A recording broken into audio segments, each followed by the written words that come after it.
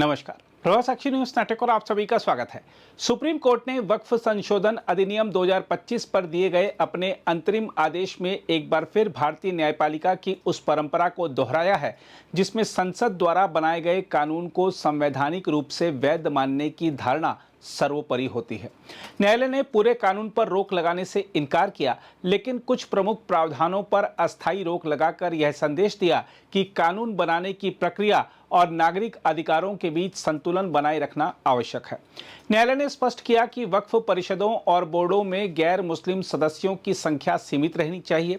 केंद्रीय वक्फ परिषद में 4 से अधिक गैर मुस्लिम सदस्य न हों और राज्य स्तर पर भी इसी प्रकार की सीमा लागू हो। देखा जाए तो यह निर्णय एक संवेदनशील धार्मिक संस्था के चरित्र को बनाए रखने की दिशा में महत्वपूर्ण है। हालांकि सुप्रीम कोर्ट ने यह भी माना कि प्रशासनिक दृष्टि से गैर मुस्लिम को सीईओ बनाना पूरी तरह असंवैधानिक नहीं है, लेकिन जहां तक संभव हो मुस्लिम सीईओ की नियुक्ति ही की जानी चाहिए।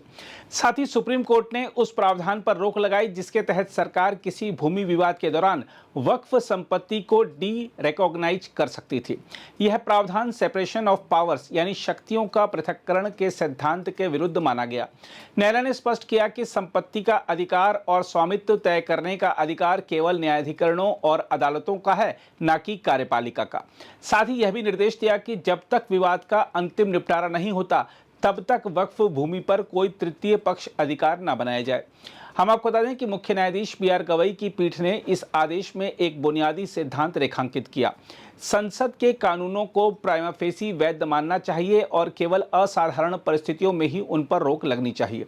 यह विचार लोकतंत्र में संसद की सर्वोच्चता और न्यायपालिका की निगरानी दोनों के बीच सामंजस्य स्थापित करता है। देखा जाए तो यह आदेश केवल वक्फ कानून तक सीमित नहीं है, यह उस व्यापक विमर्श का हिस्सा है जिसमें धार्मिक संस्थानों के प्रबंधन, अल्पसंख्यक अधिकारों और संवैधानिक संतुलन के प्रश्न जुड़े हैं।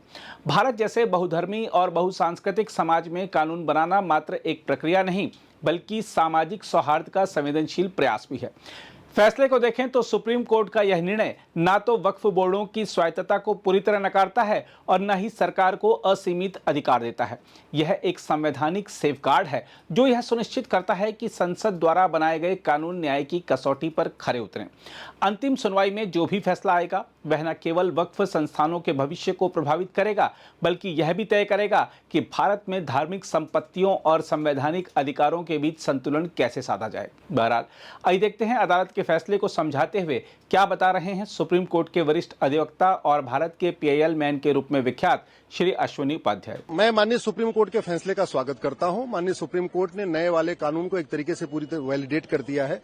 बहुत सारे ऑब्जेक्शन लिए गए थे, बहुत सारे धाराओं पे स्टे करने की मांग की गई थी, माननीय सुप्रीम कोर्ट ने उसको नकार दिया है।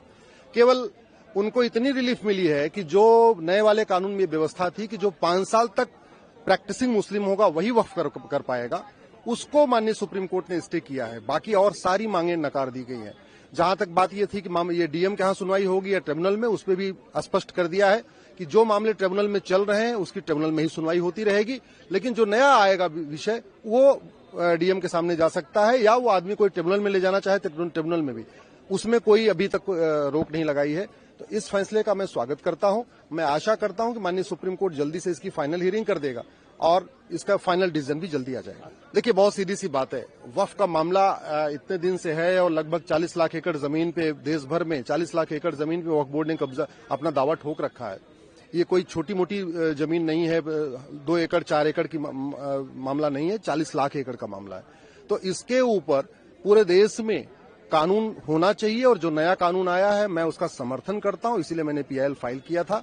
नया वाला कानून पूरी तरीके से इम्प्लीमेंट हो चुका है, उस पे माननीय सुप्रीम कोर्ट ने रोक लगाने से मना कर दिया है। इसलिए अब जो नए डिस्प्यूट होंगे वो नए वाले कानून के अंतर्गत जाएंगे। केवल एक मामले पर रोक लगाई है कि 5 साल की वक्फ वही कर पाएगा कि जो 5 साल प्रैक्टिस होगा, उस वाली धारा पर रोक लगा दी है। अगर आप भी लेना चाहते हैं देश दुनिया की तमाम जानकारी तो आज ही सब्सक्राइब करें हमारे चैनल को।